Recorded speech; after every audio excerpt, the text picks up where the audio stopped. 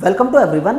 आज हम लोग जो PSPCL जेई का 16 जून को एग्ज़ाम हुआ था उसका शिफ्ट 1 का सॉल्यूशन करेंगे और इसमें यह देखेंगे कि किस सब्जेक्ट से किस लेवल के क्वेश्चंस पूछे गए थे। ओके, तो यहाँ मैं एक एक क्वेश्चन करके लेता हूँ और अगर आपको अपने आप से सोल्व करना तो वीडियो पॉज करके पहले आप सोल्व कीजिए, फिर मेरा सॉल्यूशन देख सकते हैं। और इस कोर्स के लिए जो आपके PSPCL में 622 वैकेंसी अभी आ रखी हैं, 20 अप्रैल से आपका बैच चल रहा है। मैं network analysis and basic electrical आप लोगों को पढ़ा रहा हूं। अगर आप लोग चाहते हैं कि मेरे साथ तैयारी करने के लिए जुड़ना चाहते हैं तो आप जुड़ सकते हैं और जो नंबर गिवन है उस पर कॉन्टैक्ट कर सकते हैं। चलिए स्टार्ट करते हैं। पहला question, according to Slepian's recovery rate theory which of the following is essential to extinguish the arc in a circuit breaker after current reaches natural zero. यह क्वेश्चन जो है आपका सर्किट ब्रेकर से रिलेटेड है। जब सर्किट ब्रेकर की plate अलग होती हैं तो आर्क को एक्सटिंग मींस खत्म करना होता है। उसमें दो थ्योरी यूज करते हैं हम। एक थ्योरी पे इन्होंने क्वेश्चन पूछ लिया है, तो removing ions and electrons bye recombination और यूजिंग एन इंसुलेटिंग मीडियम, तो ये इसका आंसर हो जाएगा। ओके, ये इसकी एक्सप्लेनेशन भी मैंने अटैच कर रखी है सारी यहाँ पर जो भी रिलेवेंट है। नेक्स्ट, जो न्यूमेरिकल पोर्शन होगा उससे मैं अलग से भी सोल्व करके चलूंगा। What is the primary characteristic that differentiate A LASCR from a conventional SCR। ये क्वेश्चन आपका पावर इलेक्ट्रॉनिक्स से है जो कि पहला चैप्टर होता है डिवाइसेस या SCR। अब देखो SCR की, अगर LASCR की फुल फॉर्म आपको मालूम है तो ये क्वेश्चन कोई डिफिकल्ट नहीं है। क्या फुल फॉर्म होती है? Light activated silicon controlled rectifier. Light activated मतलब ये लाइट से ट्रिगर हो रहा है। तो पढ़ते हैं ऑप्शन। पहली ऑप्शन देखो, it is triggered by expose to light. Yes, this is the right answer. तो इसकी फुल फॉर्म में ही इसका आंसर छुपा था, बाकी तो ट्रिगरिंग मेथड सब कुछ हम पढ़ते ही हैं। It is triggered by exposure to light और सारा एक्सप्लेनेशन मैंने लिख दिया, जो बोला है वही लिखा हुआ है आप लोगों के लिए। Next, which test is used to determine the conventional rotor and stator resistance of a single phase induction motor equivalent circuit? blocked rotor test या सिंपल। अब देखो यहां पे कुछ चीजें आपसे पूछी जा सकती हैं कि at the condition of blocked rotor test slip कितनी होती है। ओके, स्लिप कितनी होती है, मैं सारे पॉइंट्स यहां पर मेंशन कर चल रहा हूं। पहले तो स्लिप का फॉर्मूला क्या होता है मैं ये बताता हूं। स्लिप जैसे कि हम S से दिखाते हैं, S equal to NS minus NR upon NS। Okay, अगर परसेंटेज में दिखानी होगी तो percentage slip equal to NS minus NR upon में NS इंटू 100 से मल्टीप्लाई कर दोगे यार।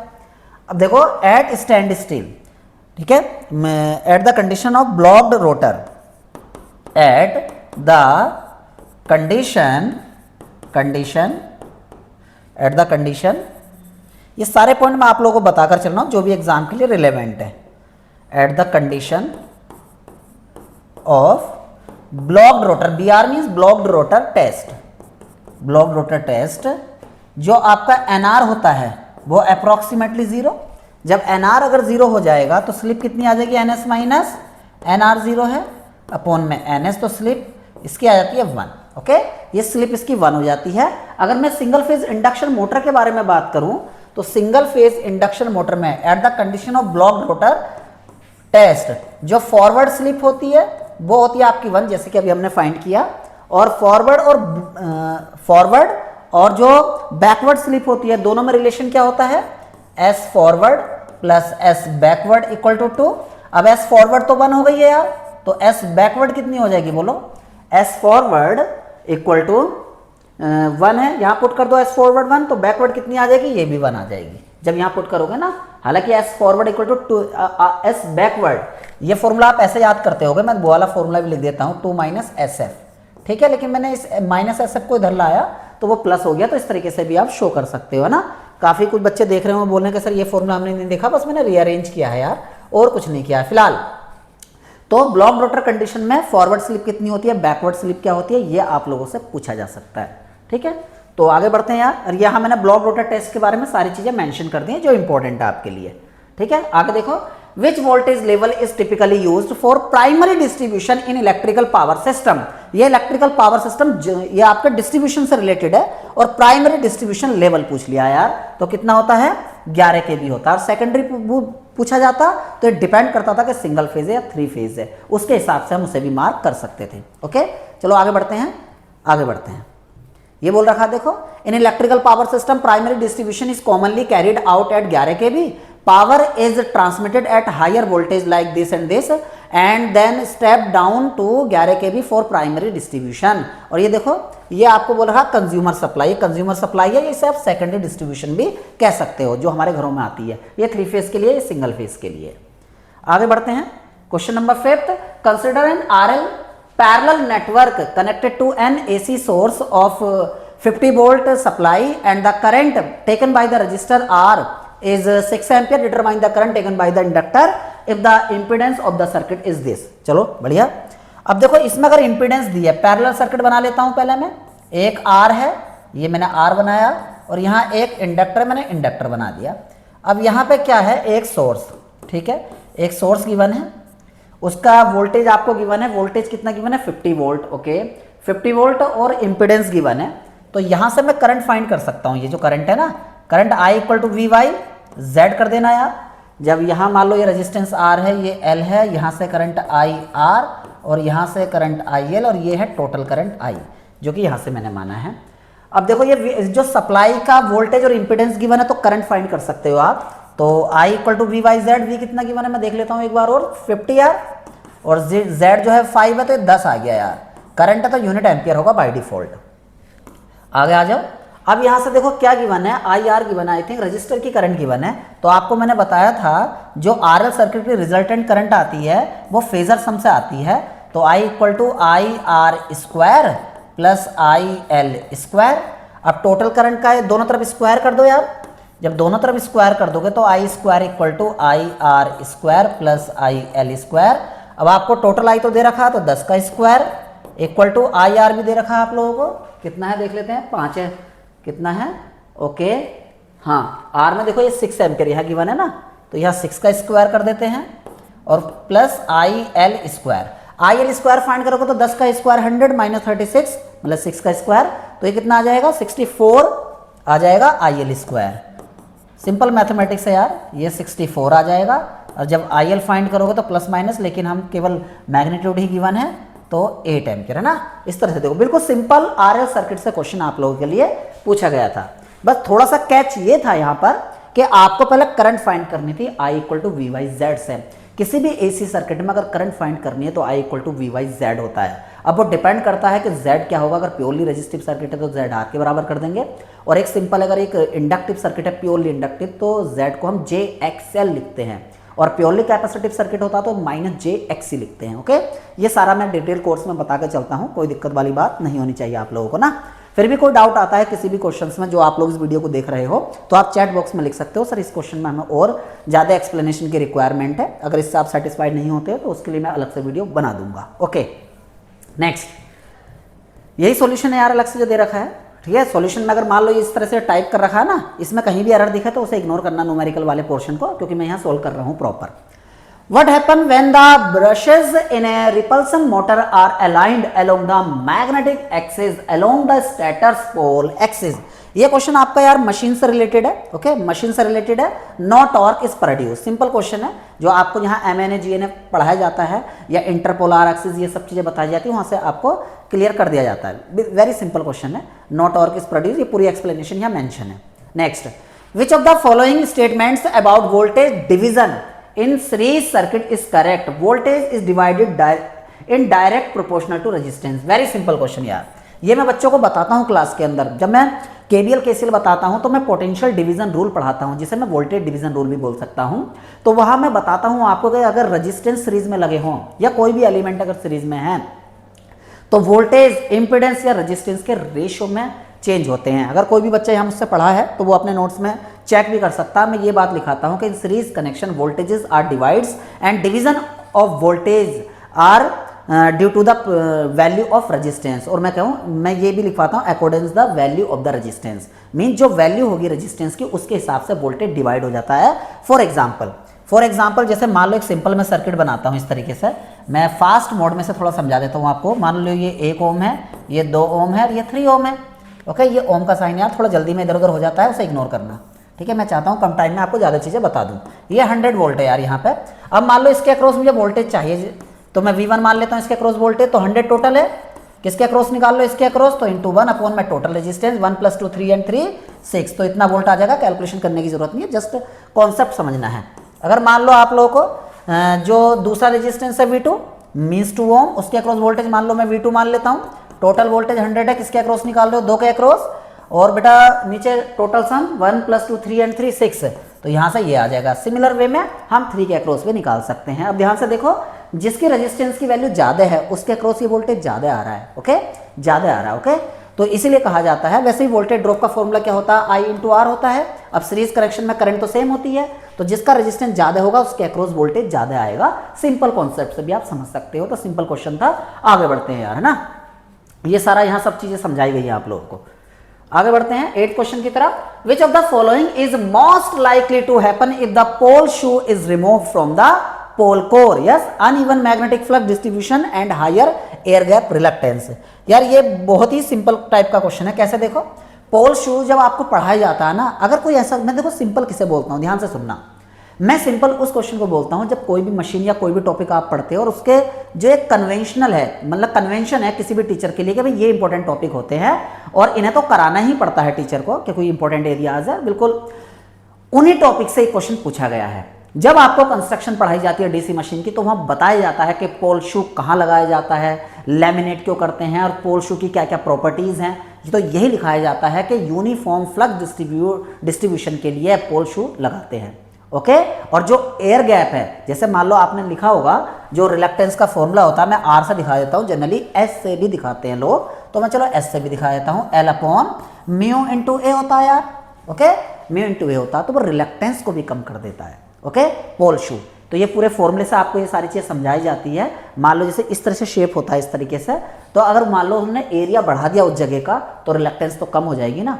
पोल शू है तब की बात कर रहा हूं मैं, लेकिन इन्होंने क्या कह दिया है, अगर मान लो रिमूव कर दें तो क्या होगा, तो अनइवन मैग्नेटिक फ्लक्स होगा और हायर एयर गैप हो जाएगा, ठीक है, हायर एयर गैप हो जाएगा, एयर गैप रिलक्टेंस, सॉरी, क्योंकि ए जैसे मान लो इस तरह से शेप होता है, तो वो एरिया को क्या कर देता है, बढ़ा देता है, तो रिलक्टेंस कम हो जाती है। लेकिन अगर वो नहीं है तो एरिया नहीं बढ़ेगा, तो आपकी रिलक्टेंस क्या होगी, बढ़ जाएगी।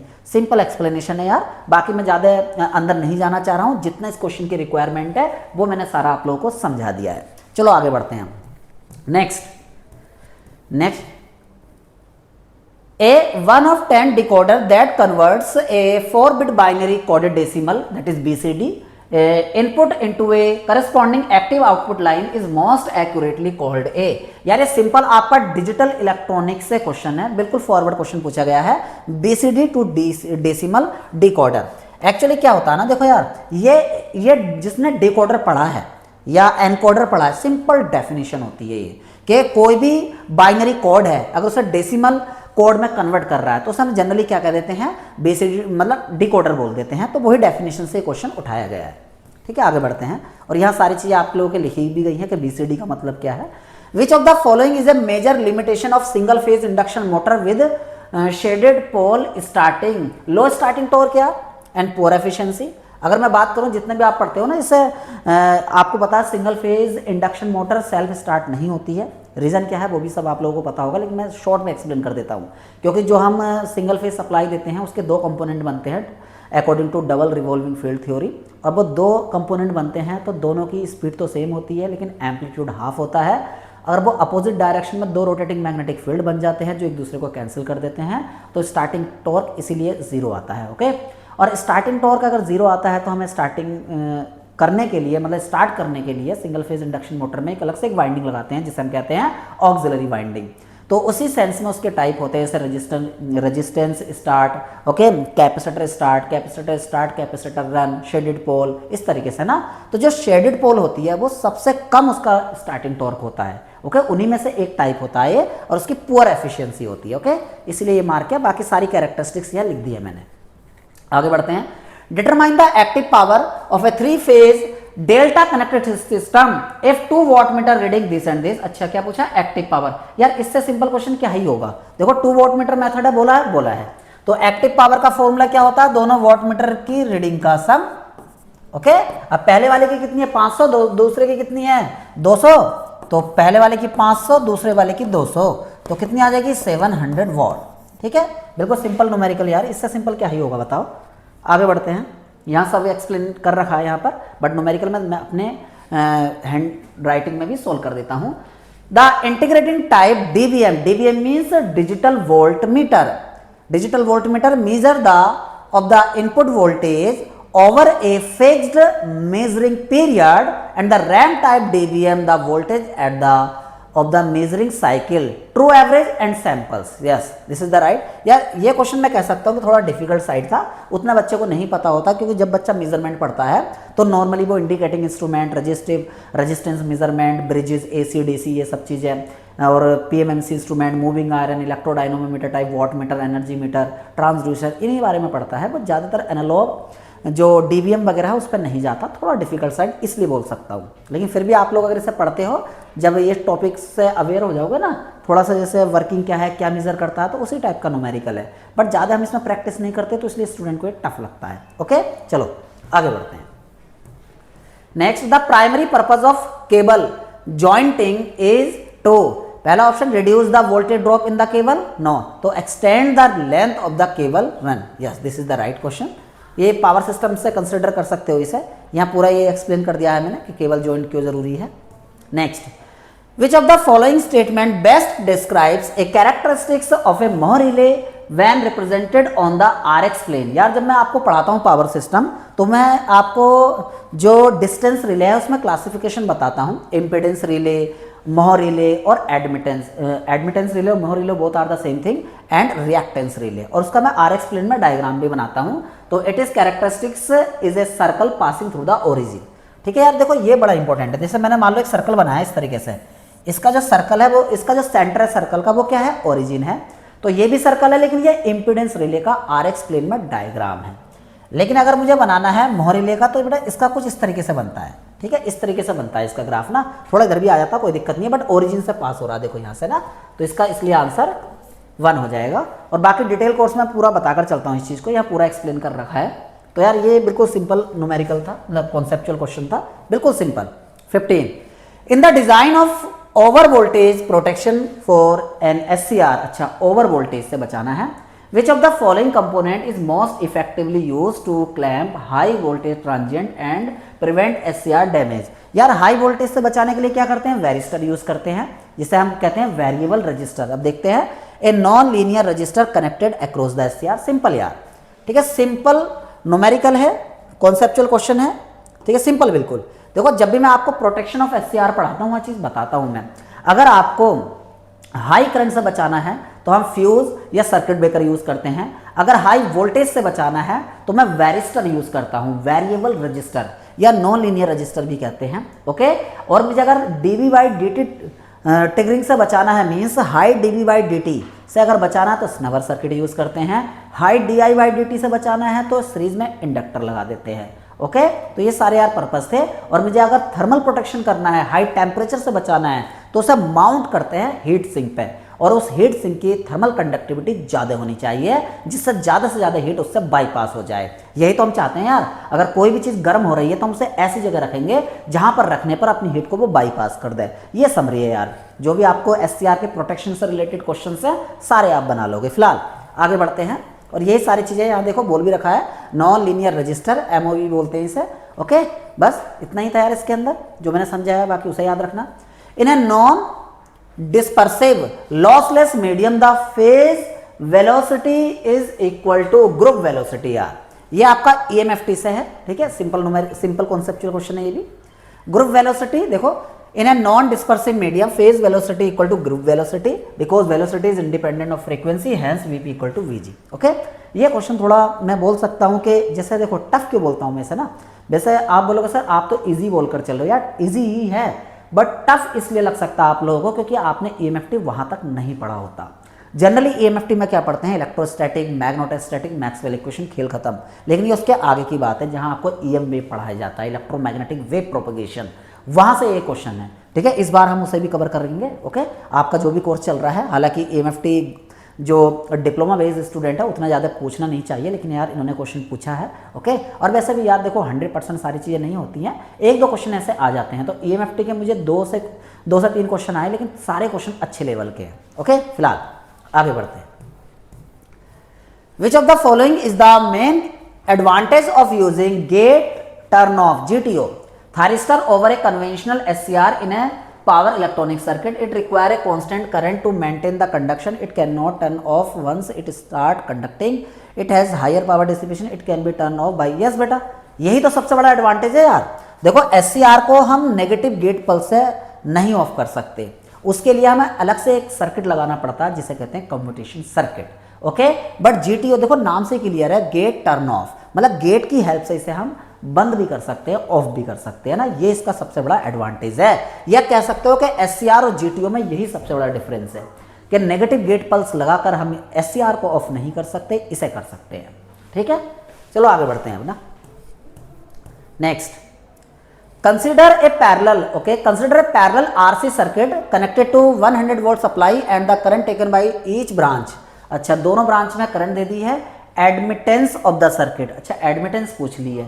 अगर दोनों ब्रांच की करंट दे दी है तो हम रिजल्टेंट करंट बता सकते हैं, बिल्कुल बता सकते हैं. देखो कैसे करेंगे इस क्वेश्चन को, पहले मैं बना लेता हूँ. पैरेलल सर्किट है ना, तो ये R है और ये यार कैपेसिटर है मान लो. अब यहाँ से इन्होंने टोटल करंट, अच्छा इस ब्रांच की करंट दे दी है, मान लो क्या दी है पहले, दोनों ब्रांच की करंट, चलो किसी की भी, उससे क्या फ़र्क पड़ रहा है. ये R है और ये C है, और यहाँ से ये मान लेता हूँ मैं 3 एम्पियर इधर, और यहाँ मान लो 4 एम्पियर है. तो यहाँ से करंट बता सकते हो I कितनी होगी. अब बच्चे बोलेंगे सर KCL लगा दो, 3 यहाँ से I आ जाएगा, I इक्वल टू 3 + 4 जो कि कितना हो जाएगा 7 एम्पियर. जो ऐसा सोच रहे हैं वो गलत है बिल्कुल, क्योंकि ये AC और AC में फेजर एनालिसिस, फेजर सम होता है. तो I क्या होगा, अंडर रूट 3 का स्क्वायर प्लस 4 का स्क्वायर, तो 3 × 9 4 16 25, 25 का स्क्वायर रूट 5 एम्पियर. तो ये रिजल्टेंट करंट आ गई यार. अब सप्लाई भी दे रखी है, यहाँ पे सप्लाई कितनी लगी है 100 वोल्ट, तो यहाँ से इम्पिडेंस निकाल लो यार. तो Z इक्वल टू V/I होता है, V है 100, ओके, और करंट कितनी है 5, तो यहाँ से आ जाएगा 20 ओम. और एडमिटेंस क्या होती है, एडमिटेंस होती है 1/Z, तो 1/20 कर देना यार. 1/20 कर दोगे तो कितना आ जाएगा, यस ठीक है, 1/20 कितना आ जाएगा, इतना आ जाएगा. ठीक है, 1 0, ओके 10 हो जाएगा, फिर 1 और 0, सही है. ठीक है, तो इतना आंसर आ जाएगा यार. ये थोड़ा ऐसा नहीं है, देखो आप भी देखो यार, उतना आपको नहीं लग, लेकिन यार मान लो वहाँ प्रेशर होता है बच्चे पर, उतना सोच पाए या नहीं सोच पाए, लेकिन कोई नहीं यार, अच्छा सवाल था. मैं नहीं कहूँगा ज़्यादा ईजी था, बट हाँ कैलकुलेशन देख कर आपको भी लग रहा होगा ईजी है, लेकिन वहाँ पर एग्जाम देते टाइम हमें स्ट्राइक कर रहा है नहीं कर रहा है ये मैटर करता है. बाकी इजी क्वेश्चन की कैटेगरी में मैं इसे डाल सकता हूँ. ओके, बस थोड़े बच्चे इसलिए कंफ्यूज हो सकते हैं यार, कैसे. देखो सिंपल ना, बेसिक आप अप्रोच, बेसिक पर ध्यान रखो. क्या कि किसी भी एसी सर्किट में जो करंट होती है वो V/Z होती है. Z is the impedance, V is the total voltage, ये ध्यान रखो. तो बेसिक से अप्रोच करोगे ना आप, सारे क्वेश्चन बना लोगे. सारे का मतलब आप 90% तो बना लोगे यार. ओके, 9 × 5 = 45, तो 45 क्वेश्चन 50 में से बनने चाहिए टेक्निकल के अंदर, तब तो आपकी तैयारी बढ़िया है. नेक्स्ट, और बनेंगे यार. Identify whether the given statement related to non linear control system, non linear control system are correct. पहला statement, a non linear system obeys the principle of superposition, ये बात तो गलत है यार. Okay, only, okay only statement 1 is correct, नहीं ये तो नहीं हो सकता, सही बात है. सिस्टम विद सैचुरेशन और dead zone behaviour are example of non linear, सही बात है यार. तो only statement 2 is correct. Yes यार, देखो यार जब मैं सुपरपोजिशन थ्योरम आप लोगों को पढ़ाता हूँ तो वहाँ यही तो बताता हूँ कि सुपरपोजिशन थ्योरम केवल लीनियर सर्किट के लिए वैलिड है, जबकि पहला इन्होंने क्या बोला है, ए non linear circuit obey the principle of superposition. ये तो गलत ही है यार, सही हो ही नहीं सकता. और जो डेड जोन है या सैचुरेशन जो आता है वही आपका क्या, नॉन लीनियर का कारण है. एक बार मुझसे यूपीएससी के अंदर ये पूछा था कि जो नॉन लीनियरिटी आती है, मशीन का इंटरव्यू चल रहा था, मशीन से रिलेटेड क्वेश्चंस थे, तो वहाँ यही बोला गया था कि जो नॉन लीनियरिटी है वो किसके कारण आती है. तो एक रीजन हो सैचुरेशन है. मैंने सैचुरेशन नहीं दिया था हालांकि आंसर, तो यहाँ से वो दिख भी रहा है सैचुरेशन. सैचुरेशन कैसे कहते हैं ना, देखो मशीन के टर्म में आप BH कर्व बनाते हो ना, जैसे आप जैसे BH कर्व बनाते हो तो एक पर्टिकुलर वोल्टेज के बाद ये क्या होता है, सैचुरेट कर जाता है. तो लीनियरिटी को कहाँ फॉलो करता है. ठीक है, तो बहुत सारे एग्जाम्पल है ऐसे मेरे साथ. जैसे मान लो मैंने बोला, देखो लीनियरिटी का मतलब क्या है कि दो क्वांटिटी जैसे y और x में लेता हूँ, ये y है और ये x है, और इन दोनों के बीच में लीनियर बिहेवियर चल रहा है, इस तरह से ग्राफ चल रहा है. मैं यहाँ बना देता हूँ, ये y और x में ऐसे ग्राफ चल रहा है. लेकिन मैं बोलूँगा भाई इसका मतलब ये होता है ये y है ये x है, कि x को बढ़ाता जा रहा हूँ, y बढ़ता जा रहा है. लेकिन अगर मैं ऐसा कहूँ कि आगे चल के ये कॉन्स्टेंट हो जाए, अब मैं x को बढ़ाता जा रहा हूँ लेकिन y तो फिक्स है, तो इसे लीनियर बोलोगे क्या, ना.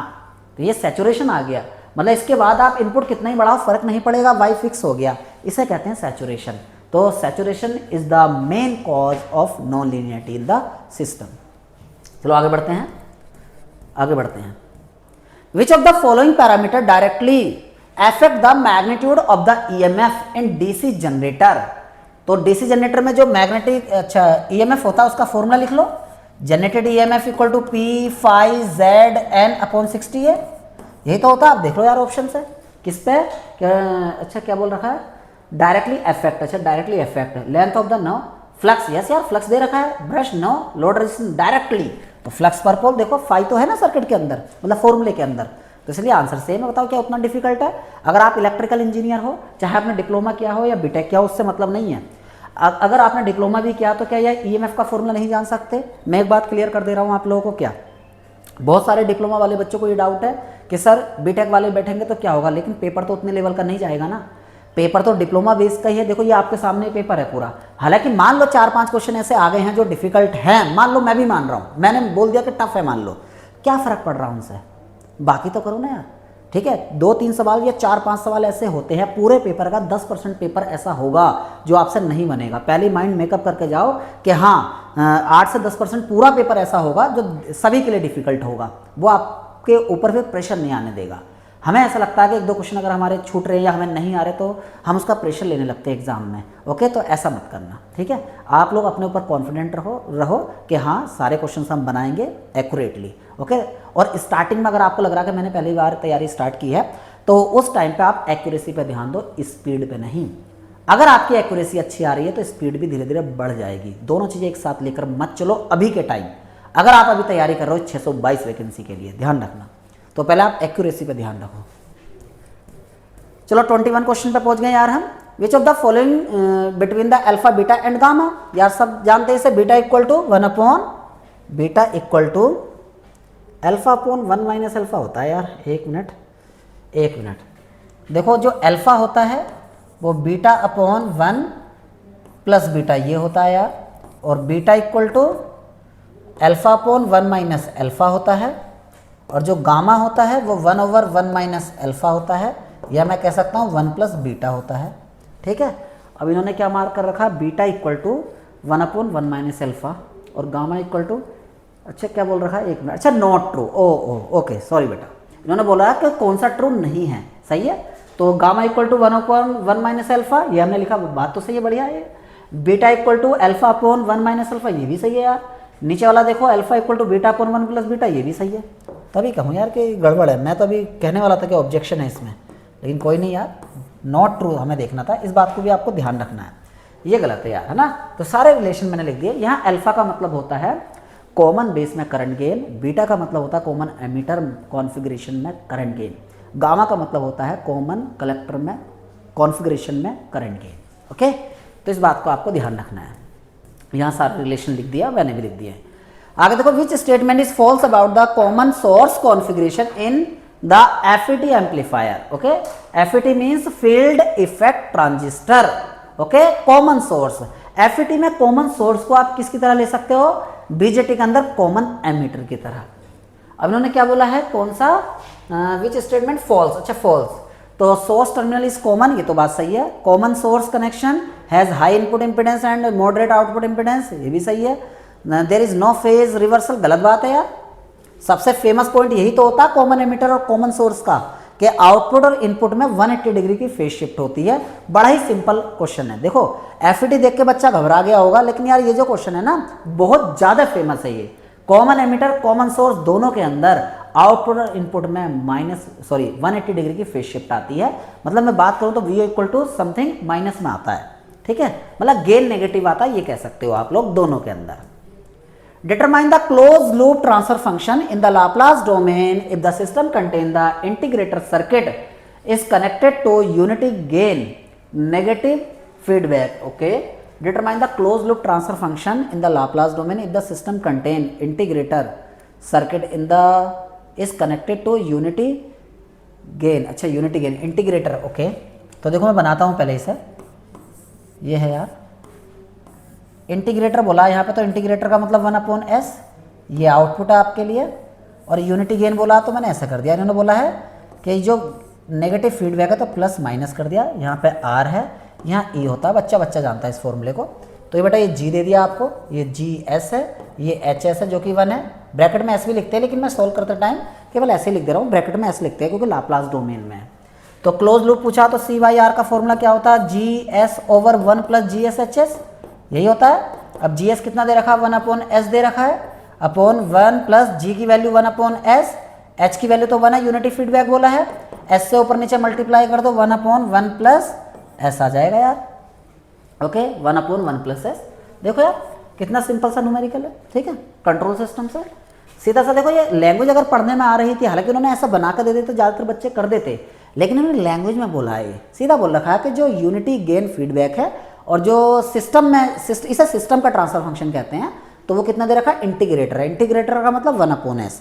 इसलिए थोड़ा सा डिफिकल्ट हो सकता है क्योंकि बहुत सारे बच्चों को ना, डिप्लोमा वाले को खास करके ये नहीं पता होता कि डिफरेंशिएटर जो होता है उसका लाप्लास डोमेन में ट्रांसफर फंक्शन, या मैं बोलूँ फंक्शन नॉर्मली तो वो एस होता है, इंटीग्रेटर का 1 अपॉन एस होता है। ओके, ये थोड़ा सा यार डिप्लोमा वाले बच्चे के लिए डिफिकल्ट साइड था, इतना मैं कह सकता हूँ ना, वरना बच्चे इसे आसानी से कर देते। ये देखो वही सॉल्यूशन है यार। आगे देखो, ए की desirable characteristics of high voltage transmission line. यार हाई वोल्टेज में क्या होता है, वोल्टेज ड्रॉप कम हो जाता है, लाइन करंट जो है डिक्रीज हो जाती है और लॉसेस कम हो जाते हैं, एफिशिएंसी बढ़ जाती है। अब देख लेते हैं, smaller conductor size for the same power, yes size भी कम हो जाता है, वॉल्यूम कम हो जाता है, तो ये सब है। रिड्यूस ट्रांसमिशन एफिशिएंसी गलत, इंक्रीज होती है। इंक्रीज वोल्टेज ड्रॉप गलत, रिड्यूस होता है। इंक्रीज करंट नो, रिड्यूस होती है, क्योंकि बेटा जो एस इक्वल टू वी आई होती है वोल्टेज, हम अगर इंक्रीज करेंगे, देखो मैं बता देता हूँ होता क्या है। S equal to apparent power का फॉर्मूला जनरली वी आई, अगर मैं सिंगल फेस लेकर चलता हूँ तो। और ट्रांसफॉर्मर क्या काम करता है, स्टेप अप ट्रांसफॉर्मर, मतलब वोल्टेज को बढ़ा रहे हो, पावर को फिक्स रखना। अगर वोल्टेज बढ़ेगा तो पावर को फिक्स करने के लिए आई की वैल्यू क्या होगी, कम होगी। आई कम होगी तो आई स्क्वायर आर, लॉसेस भी कम होंगे, V equal to I R, drop भी कम होगा। ओके, एफिशिएंसी बढ़ जाएगी और जो कंडक्टर का वॉल्यूम है वो भी रिड्यूस हो जाता है। हालांकि मैं इसे डेरिवेशन से पूरे कंप्लीट कोर्स में पूरा समझाता हूँ। In a power transformer electrical energy is transferred from one circuit to another circuit, mutual induction. इससे सिंपल क्वेश्चन कुछ हो सकता है, कुछ नहीं हो सकता यार। आगे बढ़ते हैं, ठीक है। जो सिंपलेस्ट न्यूमेरिकल है उस पर ज़्यादा ध्यान नहीं देंगे हम लोग, सीधा उस पर बता के आप लोगों को आगे बढ़ेंगे, क्योंकि पर्पज़ मेरा ये है मैं आप लोगों को ये समझा पाऊँ कि डिफिकल्टी लेवल क्या है। जो सब्जेक्ट आपने अच्छे से पढ़ रखे हैं उन्हें रिवीजन करो, जो नहीं पढ़ रखे हैं उन्हें का अप्रोच सही करो, या दोबारा से पढ़ो। बेटा मैं दोबारा बोल रहा हूँ इस चीज़ को, जो हमें आती हैं चीज़ें हमारा मन उन्हीं को करने के लिए लगता है। मैं भी कभी स्टूडेंट था तो मैं इस चीज़ को ऑब्जर्व कर सकता हूँ, फील कर सकता हूँ। लेकिन आप लोगों को क्या करना है, आप आराम से बैठ के एनालिसिस करो कि कहाँ चीज़ें आपको नहीं आ रही। सारे सब्जेक्ट लिखो सिलेबस के अकॉर्डिंग, और किस किस सब्जेक्ट से क्वेश्चंस आए हैं मैं यहाँ एक्सप्लेन कर ही रहा हूँ। डिफिकल्टी लेवल क्या वो भी मैं आप लोगों को बता रहा हूँ। तो आप लोग एक साइड तो वो लिखो जो आपको आता है एक पेज पे, एक साइड वो लिखो जो आपका अनकवर्ड एरिया। तो पहले अनकवर्ड एरिया पहले करो, और जो आपको आता है उसके क्वेश्चंस लगाओ सीधा। For a sinusoidal AC waveform RMS value is related to the peak value. बताओ यार कि है इसमें कुछ समझाने वाली बात। आरएमएस इक्वल टू क्या होता है, ये पूरा क्वेश्चन लिखा होता है वीएम अपॉन रूट टू, ठीक है। वी आरएमएस अगर पीक वैल्यू वीएम है तो RMS equal to VM by root two, कहीं कहीं ये 1 अपॉन रूट टू की वैल्यू रख देगा 0.707 वीएम, ठीक है। आप खुद रिलेट कर सकते हो कि किस लेवल का न्यूमेरिकल था। फिलहाल आगे बढ़ते हैं हम लोग, 27 पर पहुंच गए हैं हम लोग। What is the principle of operation of differential relay in power system protection? differential relay क्या करती है, जो प्रोटेक्टिव एलिमेंट है उसके दोनों एंड के बीच में करंट का डिफरेंस मेजर करेगी। अगर वो करंट का डिफरेंस किसी जो पिकअप वैल्यू है उससे अगर ज़्यादा हो गया, मतलब उससे एक्सीड कर गया, तो रिले ऑपरेट हो जाएगी, अदरवाइज नहीं ऑपरेट होगी। जैसे मैं एक एग्जांपल से समझाता हूँ आपको। ये मेरा एक प्रोटेक्टिंग एलिमेंट है, ठीक है, ये है। मान लो यहाँ मैंने एक डिफरेंशियल रिले लगा दी, डिफरेंशियल रिले इसके बीच में। अब मैंने बोला कि यहाँ से जो करंट एंटर कर रही है इस एलिमेंट में, ये प्रोटेक्टिव एलिमेंट है, मतलब इसे हमें प्रोटेक्ट करना है। अगर यहाँ से कोई करंट एंटर करी इस एलिमेंट में तो उतनी ही करंट बाहर निकलनी चाहिए, इसका मतलब फॉल्ट नहीं है। तो यहाँ से जो डिफरेंस होगा करंट का, मान लो यहाँ से 10 एम्पियर की करंट एंटर हुई तो यहाँ 10 एम्पियर है, फॉल्ट नहीं होगा तो निकलेगी भी 10 एम्पियर। तो ये डिफरेंस क्या मेजर करेगी, 0। लेकिन अगर एंटर 10 की 10 एम्पियर लेकिन बाहर निकली कुछ और वो डिफरेंस इतना ज़्यादा है कि पिकअप वैल्यू से ज़्यादा है, हालांकि हम सेट करते हैं उसे कि कितना होना चाहिए, तो रिले उसे फॉल्ट समझ लेगी। यही पर्पज़ है डिफरेंशियल रिले का। ओके, तो it operates when the phasor difference of current at both the ends of the protective element exceed A set threshold. Set threshold का मतलब एक प्रीसेट वैल्यू होती है जिसे हम पिकअप वैल्यू कहते हैं। अगर उससे ज़्यादा एक्सीड कर गया तो उसे हम कहेंगे फॉल्ट है सिस्टम के अंदर। सिंपल यार, बिल्कुल सिंपल अप्रोच रखो, ज़्यादा डिफिकल्ट जाना ही नहीं है हमें। जिस लेवल से मैंने आपको पावर सिस्टम पूरे कोर्स में पढ़ाया है पिछली बार, हालांकि अब की बार तो मैं बेसिक इलेक्ट्रिकल नेटवर्क पढ़ा रहा हूँ, उसे कंप्लीट करने के बाद मैं पावर सिस्टम ही आप लोगों के लिए लूँगा यार, ओके। उससे बाहर कोई भी क्वेश्चन नहीं बन रहा है, ठीक है। आप देख सकते हैं जो जो सब्जेक्ट लिए गए थे सारे सवाल वहाँ से आए हुए हैं, और यही मैंने आप लोगों के लिए बोला था। फिलहाल यही सारे सवाल हैं, आगे बढ़ते हैं। The characteristics impedance Z0 of A transmission line is a function of frequency. Yes यार, Z0 कैरेक्टरिस्टिक इंपीडेंस, पहले मैं फॉर्मूला लिखता हूं, ठीक है। अब ये भी बिल्कुल नोट से ही सवाल है यार। Z equal to characteristic impedance series impedance upon shunt admittance. मैं ZC लिख देता हूं यहाँ पे, आप कंफ्यूज ना हो। R plus J omega L upon G plus J omega C, ये फॉर्मूला होता है यार। अब यहाँ ओमेगा क्या फ्रीक्वेंसी है यार, तो फ्रीक्वेंसी पे तो डिपेंड करी गई ना। ऑलवेज इमेजिनरी गलत बात है यार, ये function of frequency yes, depend only on the load impedance no, defined only DC no, तो फ्रीक्वेंसी पर डिपेंड कर रही है, सीधा क्वेश्चन। जो बच्चे मुझसे पढ़ रखे हैं या कभी भी, जैसे मान लो आप पुराने नोट्स भी देखेंगे, उसमें एक फॉर्मूला पूरा लिखा हुआ है, मैंने पूरी कहानी लिखा रखी है कि कैरेक्टरिस्टिक्स इंपीडेंस क्या होती है, कहाँ से आती है, क्यों आती है, किस किस चीज़ पर डिपेंड करती है, किस किस टाइप के न्यूमेरिकल बन सकते हैं, सारा मैंने आपको कंप्लीट कोर्स में बताया है। लेकिन यहाँ केवल मैं ये बताना चाह रहा हूँ कि देखो ये क्वेश्चन आपके एग्जाम में आया था, बिल्कुल सिंपल फॉर्मूला वाइज था। अगर आपको फॉर्मूला पता है तो आप आसानी से क्रैक कर सकते थे। चलो आगे बढ़ते हैं। 29 देखो यार, ये फॉर्मूला यहाँ लिख दिया इन लोगों ने, ओके। चलो भाई आगे बढ़ते हैं यार, ज़्यादा हमें टाइम वेस्ट नहीं करना है, जो काम की बात है वो आप लोगों को बतानी है। Identify the correct term associated with friction compensation in a single phase energy meter. देखो क्या होता है यार, एनर्जी मीटर के अंदर दो टाइप की एरर, ऐसा नहीं कि दो ही टाइप की होती है, लेकिन ज़्यादा फेमस दो टाइप की है। पहली जो उसमें फ्रिक्शन की वजह से, जैसे मान लो लोड जो है लाइट लोड कंडीशन है, बहुत कम लोड है, तो वो इतना कम लोड है कि जो बियरिंग फ्रिक्शंस वगैरह होता है उसे ओवरकम नहीं कर पा रहा है, तो पॉइंटर मूव ही नहीं कर पाएगा। लेकिन सप्लाई तो लगी है, इलेक्ट्रिसिटी डिपार्टमेंट को तो लॉस हो जाएगा इस बात से कि भाई हम तो लोड दे रहे हैं, लेकिन ये लोड इतना कम यूज कर रहा है कंज्यूमर कि वो पॉइंटर घूम ही नहीं पा रहा है यार। तो इसे कहते हैं फ्रिक्शन कंपनसेशन या फ्रिक्शन एरर नॉर्मली, ओके। दूसरी होती है क्रीपिंग एरर।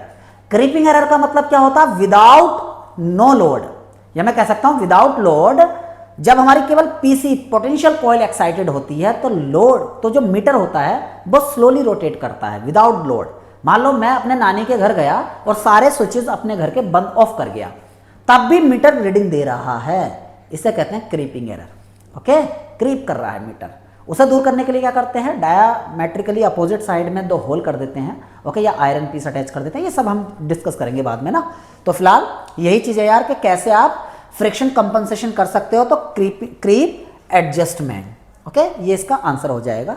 बाकी तो यार डिटेल में सारी चीज़ें मैं आप लोगों को बताता ही हूँ, लेकिन अभी मैं उतनी ही चीज़ें रखना चाहता हूँ जितने के हमारे इस पेपर के अकॉर्डिंग है। बाकी तो यार मैं बहुत सारी बातें करूँगा आपसे, बस आप लोग थोड़ा कमेंट बॉक्स में थोड़ा पॉजिटिव रिस्पॉन्स दिखाना कि कहीं आपको क्या डाउट है, क्या किस तरह की दिक्कत है। अगर 622 वैकेंसी, यार देखो मेरा यही दिमाग अटका हुआ है 622 पर। अगर आप लोग चाहते हैं कि हाँ पंजाब में इस बार जेई बनना है तो इस पर ध्यान दो, और उसके लिए जो जो बैरियर आपके पास है वो आप कमेंट बॉक्स में लिखो या मुझे कांटेक्ट भी कर सकते हो, ओके। चलो क्या सवाल है, if the value of capacitor C in series RC circuit increase the time constant and the 3 dB frequency. चलो पहले मैं टाइम कांस्टेंट के आपको डेफिनेशन देता हूं, T equal to C R यार, ये टाइम कांस्टेंट की फॉर्मूला होता है। अब इन्होंने क्या बोला है कि सी को क्या कर रहे हैं हम लोग, हाँ सी इंक्रीज कर रहे हैं, सी इंक्रीज करेंगे तो टाइम कांस्टेंट बढ़ेगा और जो 3 dB फ्रीक्वेंसी है वो घटेगी यार, क्योंकि टाइम कांस्टेंट का रेसिप्रोकल ही जनरली बैंडविड्थ या 3 dB फ्रीक्वेंसी में हम ले लेते हैं यहाँ पर, ठीक है। यही है, देखो ये देखो इसका रेसिप्रोकल हो गया, देखो 1/2 पाई आर सी ना, तो अगर सी बढ़ेगा तो ये घटेगी और सी बढ़ेगा तो टाइम कांस्टेंट बढ़ेगा, इन सिंपल वर्ड्स। आगे चलते हैं।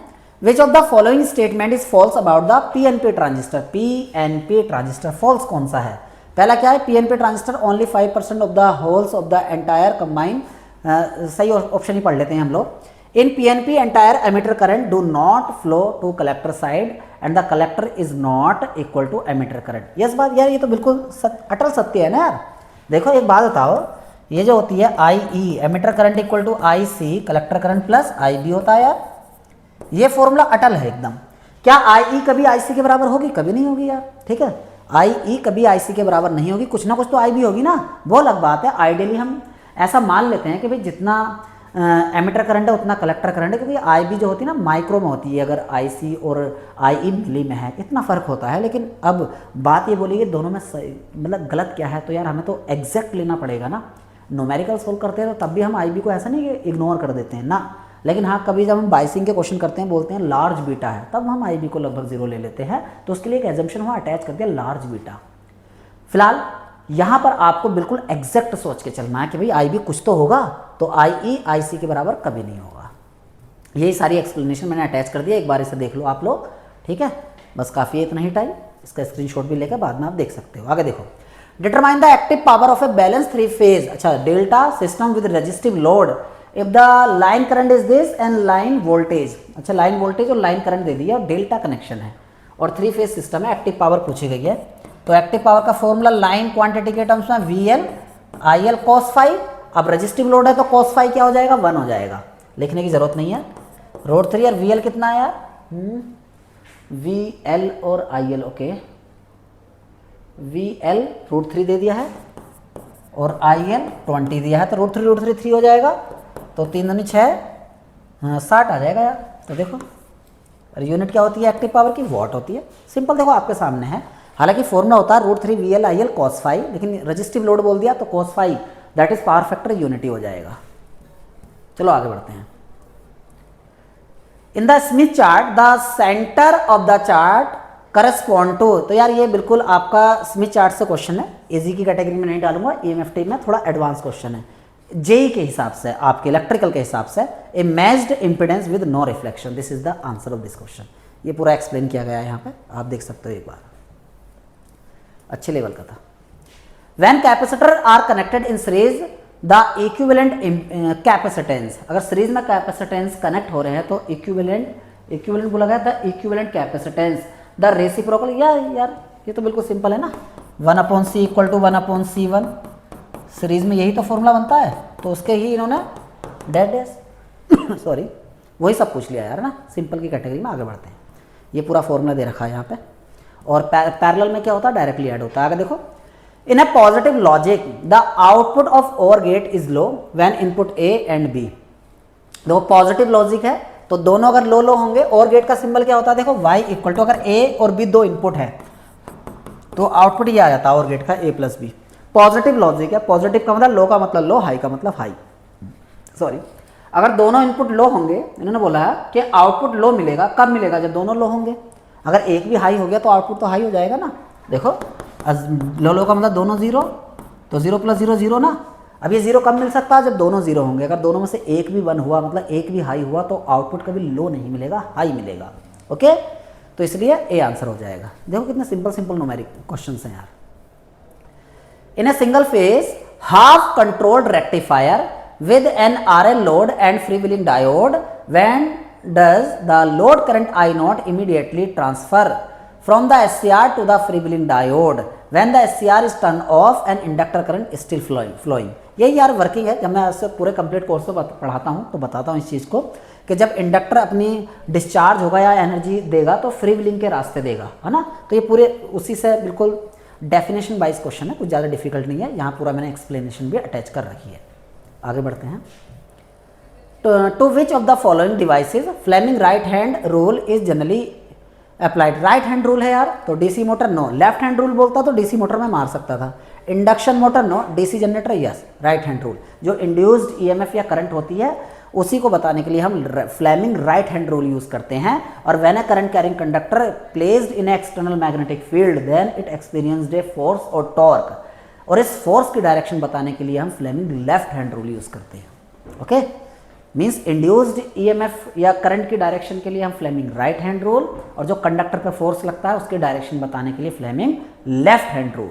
दोबारा बोल रहा हूँ, अगर मैंने कुछ आपको लगा हो कंफ्यूज हो रहे हो आप, मैं दोबारा बोल रहा हूँ। इंड्यूस्ड ईएमएफ या करंट की डायरेक्शन बताने के लिए Fleming right hand rule, okay. और कंडक्टर पर जो फोर्स लगता है उसकी डायरेक्शन बताने के लिए Fleming left hand rule, okay. Determine the RMS value of the thyristor current of a single phase full bridge inverter, full bridge, अच्छा सिंगल फेज है, फुल ब्रिज इन्वर्टर है, supply by a DC source and the output voltage has the fundamental component of 220 volt and having load resistance R of 4 ohm। बहुत बार मैंने class में करा रखा है, ठीक है। यहाँ से देख लेते हैं सॉल्यूशन। देखो ये आंसर हो गया इसका, लेकिन यार ये आंसर मुझे थोड़ा सा सही नहीं लग रहा है, मैं इसे सॉल्व करता हूँ, ठीक है।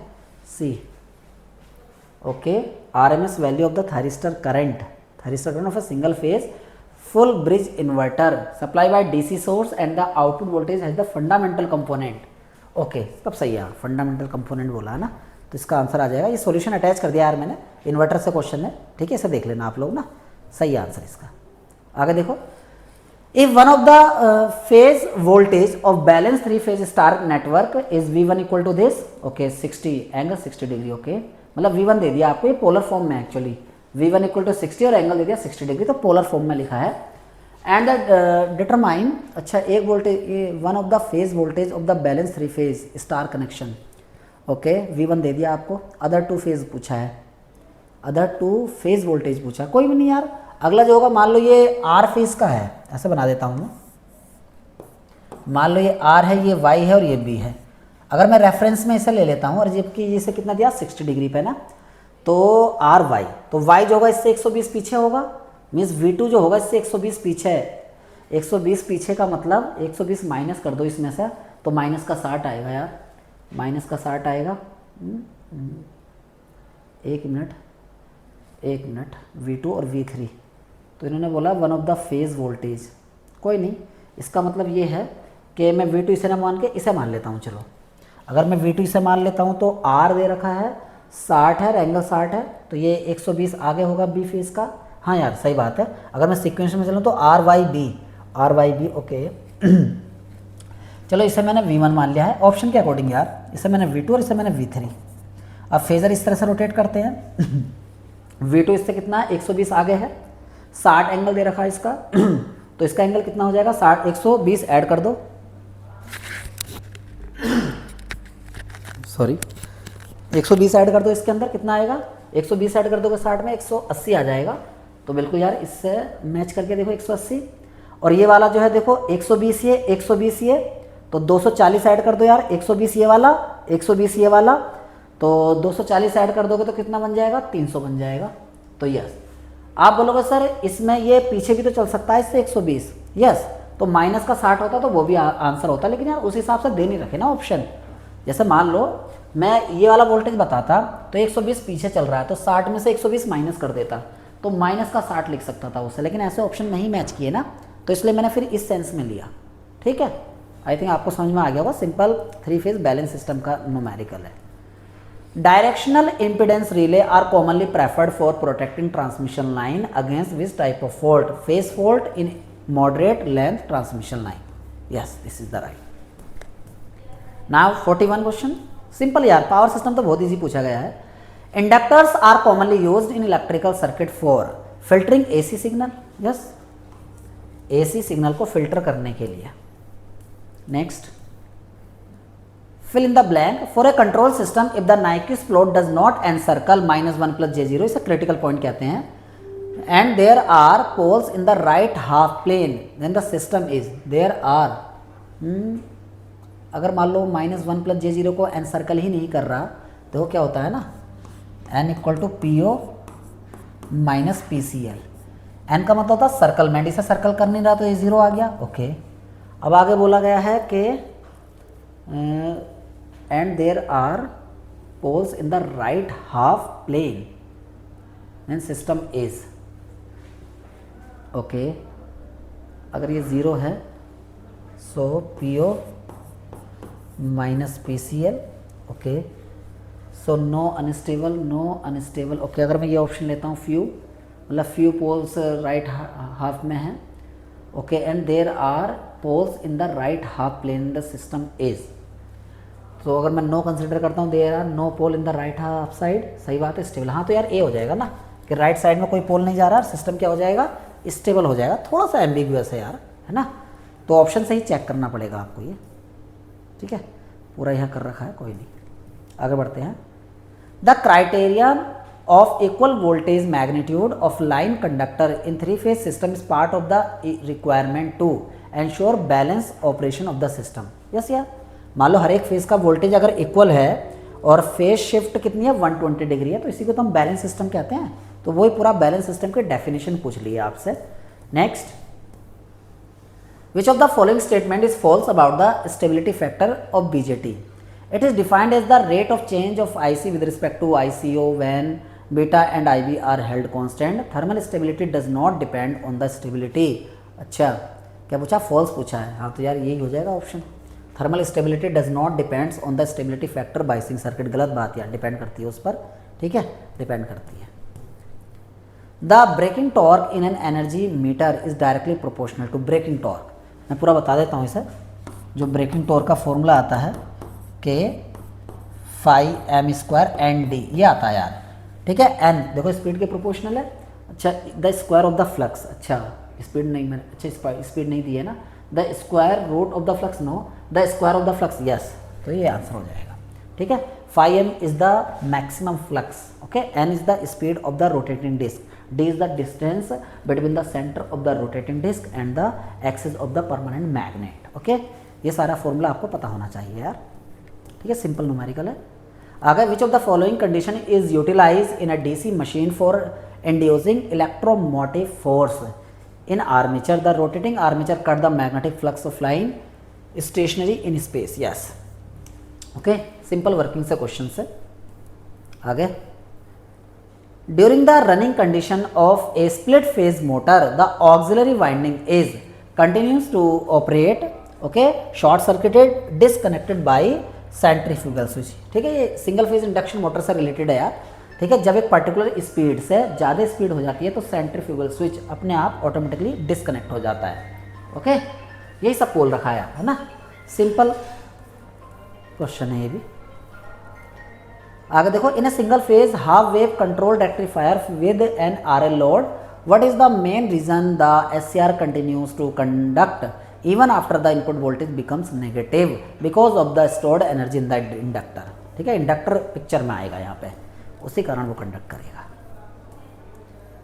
ए primary requirement of the line support for overhead lines that they should withstand the mechanical stress due to the conductor and weight, ठीक है। लाइन सपोर्ट की जरूरत क्यों पड़ती है? प्रैक्टिकल क्वेश्चन है यार, अगर आपने नहीं भी पढ़ रखा हो तब भी कर दोगे इसे। आगे, in a perfect dielectric lossless medium the attenuation constant zero, यार परफेक्ट डाइलेक्ट्रिक जो लॉसलेस अगर सिस्टम है एटेन्यूएशन कांस्टेंट जीरो आएगा। एटेन्यूएशन का मतलब जो सिग्नल ट्रैवल करता है या कोई वेव ट्रैवल करती है तो उसके एम्पलीट्यूड में कितना डिक्रीमेंट हो रहा है उसे शो करता है। लेकिन लॉसलेस है तो क्या डिक्रीमेंट होगा? नहीं होगा, इसलिए एटेन्यूएशन कांस्टेंट जीरो होगा, ओके। तो यार ये आपके 50 क्वेश्चंस थे जो मैंने अपने एंड से पूरे कर दिए हैं।